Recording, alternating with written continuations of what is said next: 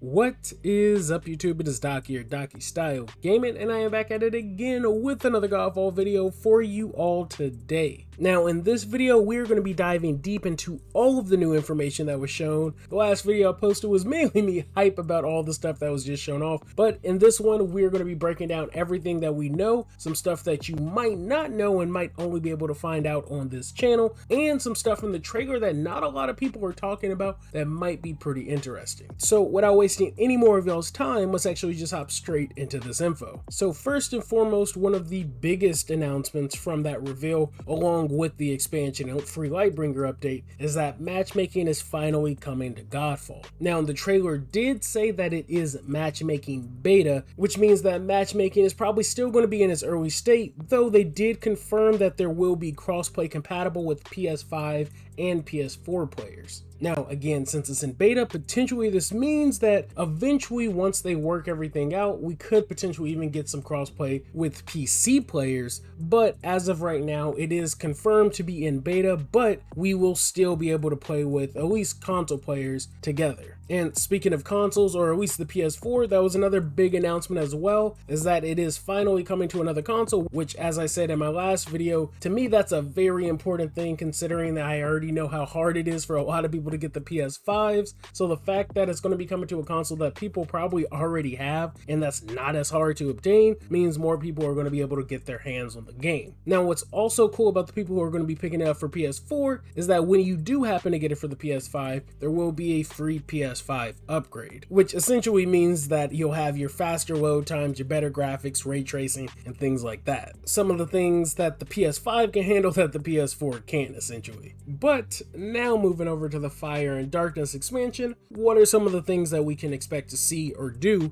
with that expansion? Well, first and foremost, we know that they did confirm that we're going to be getting brand new challenges, we're going to be getting new enemies, which we saw in the trailer, brand new bosses, which again, I'm hoping some of the concept art ones are going to be some of the bosses that we get to challenge in the new expansion. Of course, there's the new trophies, which they showed a few of, and there will be exclusive cosmetics that you can only get in this expansion as well. There's still some more to talk about, but I'm going to leave that for a separate video, because if you happen to stop by my stream a couple days ago, I might have hinted that I got to sit down with somebody at Counterplay and have a full-on discussion, and that video might be coming out later on the channel, and we talked about some stuff that wasn't even shown in any of the trailers, and some stuff that I think a lot of people are going to be pretty happy about, which I kind of wish they did talk about it because it's a pretty big deal. But again, I think I'm going to save that for the video just so y'all can speculate a bit and then have to come back to my channel and watch the interview when I drop it. But just know everything that was shown at the E3 showcase for Gearbox is not all that's going to be coming to this expansion and free update. And there were also two things that I intentionally decided not to talk about,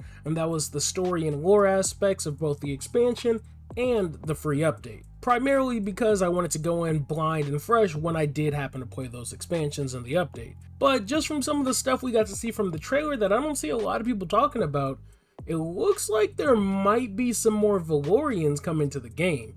Now, does this mean there's potential going to be new Valorplates too? Who knows, but those are definitely new sets of armor that we see in the trailer, and was something I definitely wanted people to take note of. Now, the next thing that was also talked about and shown off at the E3 showcase, or in the trailer in general, was the Lightbringer update and the brand new in-game mode, Lightbringer. And in this game mode, players are essentially fighting off the darkness so that they can earn this new loot type called Cursed Loot. Now, there's a lot more to that. That's me being a bit vague, but again, in the interview, we're going to go into that in a bit more detail, so I'll save that for later. Now, this cursed loot that's going to be in the game will have unique objectives for players to complete so that they can lift the curse and awaken it. Now, there's also another mechanic to cursed loot, but again, I'll be leaving that for that interview because I think that's going to change the way some people play this game, and it'll be interesting to see when people find out about it, how it actually works. Let's just say it's called cursed loot for a reason.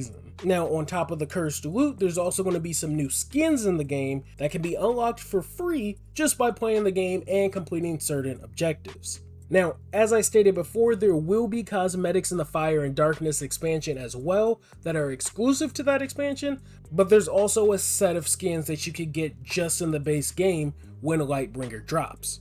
Now, something else I noticed when it came to the Lightbringer expansion, we saw this big claw-like creature coming from the sky. Now, the last time we've seen a creature coming from the sky was the very first trailer for GodFall. Now, are they linked somehow? I don't know. Similar to, like I said, with the Fire and Darkness expansion, when I got to sit down for this interview, I specifically didn't want any story details given to me or even put in the interview because I want it to be fresh and new for whenever anybody plays it. So any of these story details that I'm talking about right now is pure speculation, but I do think it is interesting that this darkness seems to be coming from something in the sky that seems to be very creature related, which again was something that was teased in the very first GodFall trailer that might finally be coming to fruition. But again, take that as a grain of salt because that is just my own personal speculation. And even with all this that I just talked about, like I said, there's still a bit more to discuss and a bit more that players don't know about as well before this expansion and free update drops. But I might just leave it at that. Let me know if y'all are personally hyped for this new expansion and the free update, along with whatever else might be coming as well.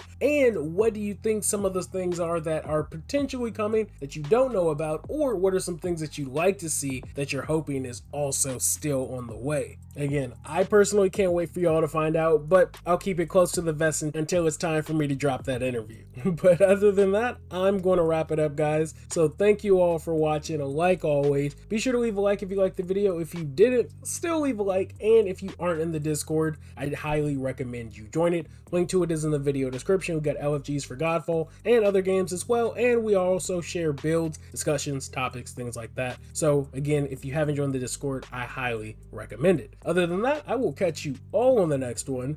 Thanks for the love. Thanks for the subs. Peace.